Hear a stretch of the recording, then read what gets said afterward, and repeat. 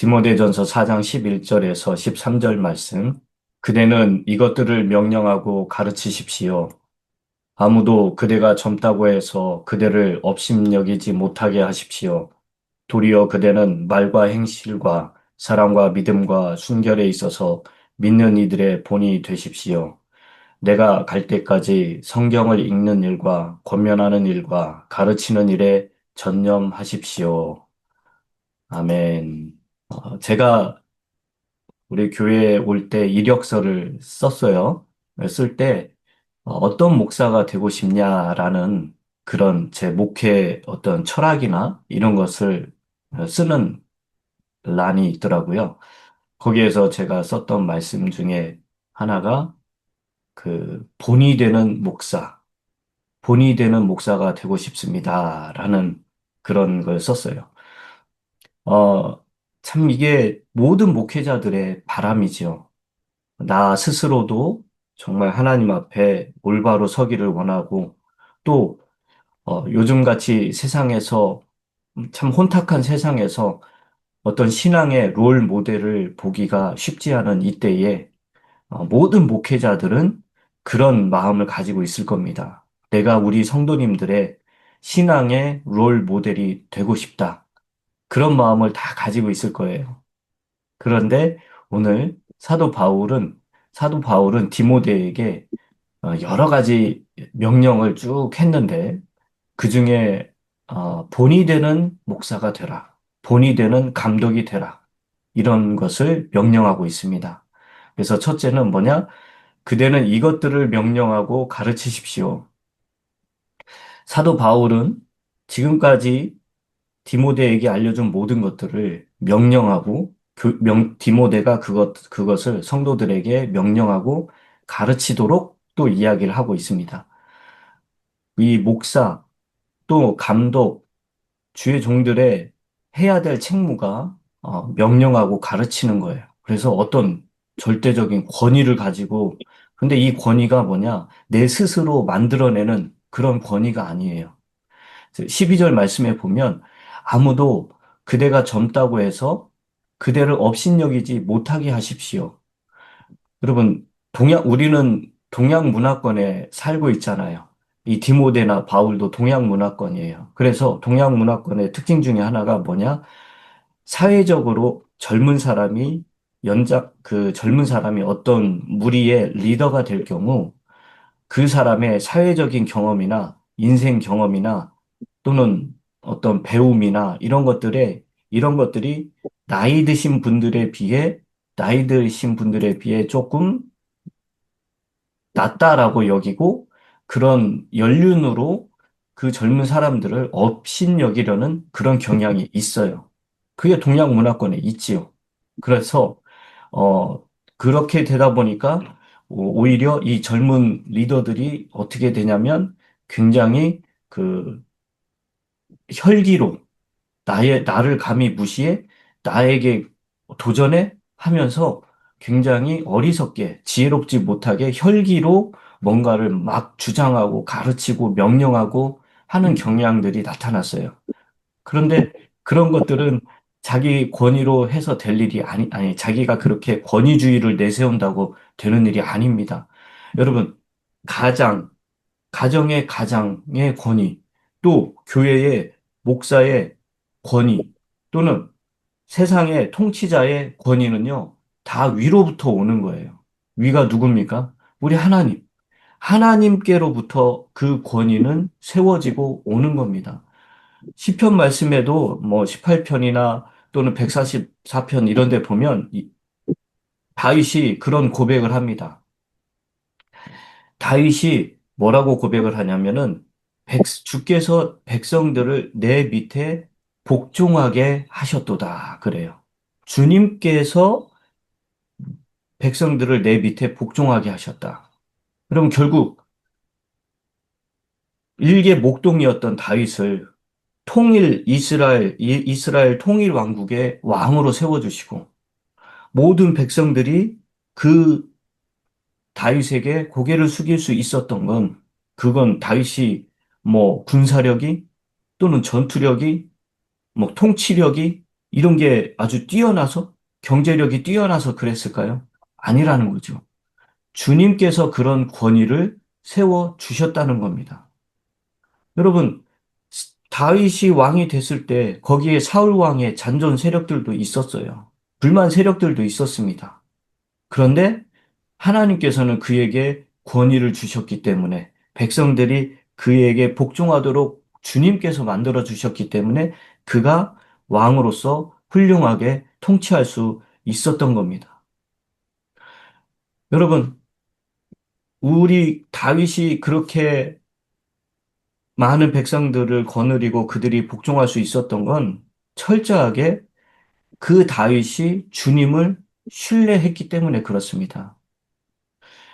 주께서 나의 방패가 되어 주시고 또 나는 주님이 나의 모든 도움이 되어 주신다고 하면서 철저하게 주님께 신뢰했기 때문에 그 하나님께서는 다윗에게 그런 왕으로서의 권위를 더욱더 돈독하게 해주셨고 백성들을 그의 발밑에 복종하게 해주셨던 거예요. 자, 저도 마찬가지입니다. 어떤 목사의 권위는요, 제가 스스로 세우겠다고 하면 참 그것처럼 우스운 게 없어요. 정말 참 창피할 정도예요. 그러나 제가 주님을 신뢰하면서 전적으로 주님만 의지하고 철저하게 주님만 바라보면 그 나머지는 주님께서 저를 세워주시기도 하고 또 우리 성도님들이 저를 존경해주는 그런 경험들을 많이 해봅니다. 그런데 가장, 어, 이 목회자로서 그 참 힘들고 어려운 것 중에 하나가 이 본이 되는 생활을 하려다 보니까 어떤 가식적이나 의식적으로 하는 경우들이 있어요. 그런데 그럼에도 불구하고 그렇게라도 해야 돼요. 그런데 이제 바울은 디모데에게 뭐라고 말을 하느냐? 어, 도리어 그대는 말과 행실과 사랑과 믿음과 순결에 있어서 믿는 이들의 본이 되십시오. 그래요. 그래서 누구에게 본이 되라는 거예요? 믿는 사람.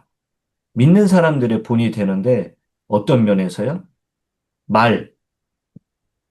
믿는 사람으로서, 믿는 자들에게, 우리 성도들에게 이 목사는 어떤 말을 해야 되는가?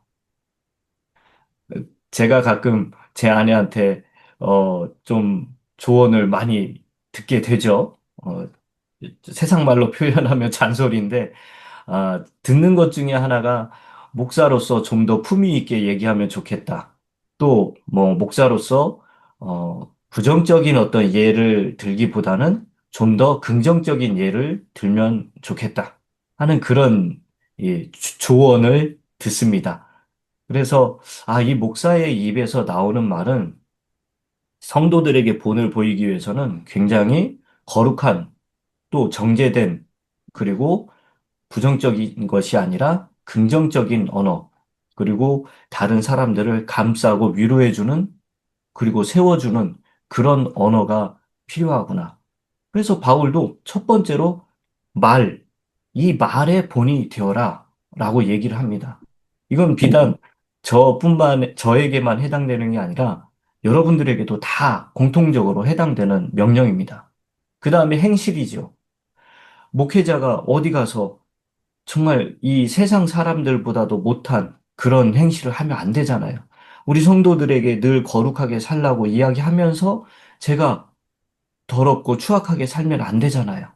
그래서 더더욱 내 말과 행실에 주의를 기울이면서 그렇게 살아야 되는 겁니다. 또 사랑도 마찬가지죠.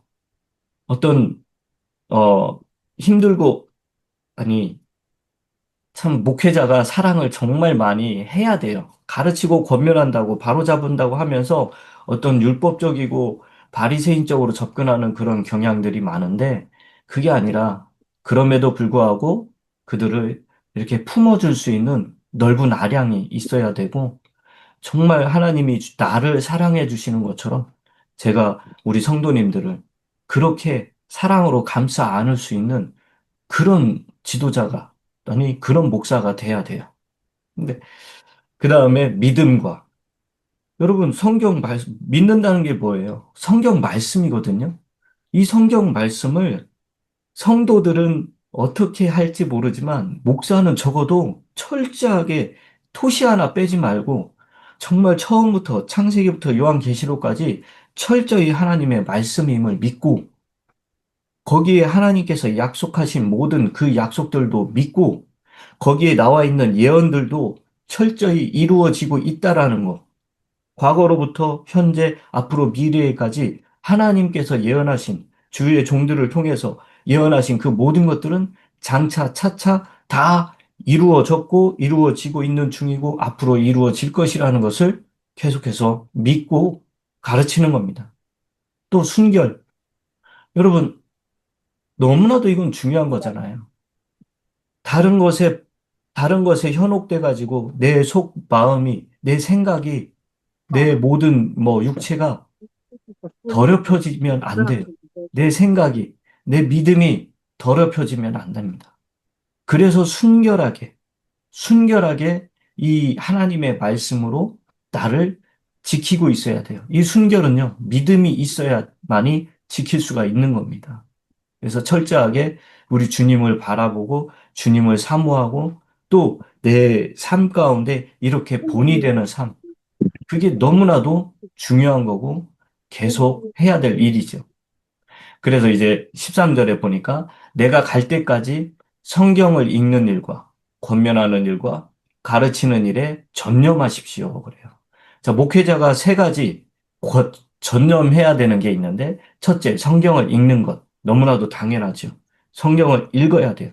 성경을 읽지 않으면 결코 하나님의 말씀을 제대로 가르칠 수 없고 내 안에 성령의 충만함이 생길 수가 없고 위에서 언급한 말과 행실과 사랑과 또 믿음과 순결을 유지하거나 지킬 수가 없어요. 하나님의 말씀이 없고 내 안에 내가 성경을 읽지 않으면 본이 될 수가 없다고요. 그리고 권면하는 일, 아니 하나님의 말씀이 있어야 권면을 하지요. 세상 지식, 세상 경험, 세상의 어떤 뭐 잡다한 그런 것들을 가지고 권면한다? 말이 안 되죠. 세상 우리 성도님들은 저보다도 그 부분에 있어서는 정치, 경제, 사회, 문화 모든 면에서 최고의 권위자들인데 목사는요 철저하게 성경 읽고 하나님의 말씀으로 그런 것들에게 크리스찬으로서 올바른 가치관을 심어주는 그 역할을 해야 되는 겁니다. 또 가르치는 일에 전념을 해야죠. 여러분 가르치는데 뭘 가르칩니까? 목사가. 성경이지요. 거기에 나와 있는 교리를 가르치는 거예요. 왜요? 이 혼탁한 세상에서 우리의 믿음을 송두리째 흔들어 버리려고 하는 수많은 시도들, 또 세상적인 과학, 철학, 사상들, 종교들, 또 그 많은 사람들의 그 경험으로 인한 현혹하는 것들 너무나도 많습니다. 이런 것들을 속에서 목사가 성도들에게 가르쳐야 되는데 뭘로 가르치느냐? 하나님의 말씀, 즉 올바른 진리 대신 하나님의 말씀, 교리예요. 그걸로 가르치면 결국 우리 하나님께서 우리 하나님께서 제가 이제 모든 성도들에게 본이 되는 그런 목사가 되게끔 해주시는 거예요. 여러분, 저뿐만이 아니라 여러분들도 마찬가지입니다. 믿는 자들의 본이 되는 그런 삶을 살아야 돼요.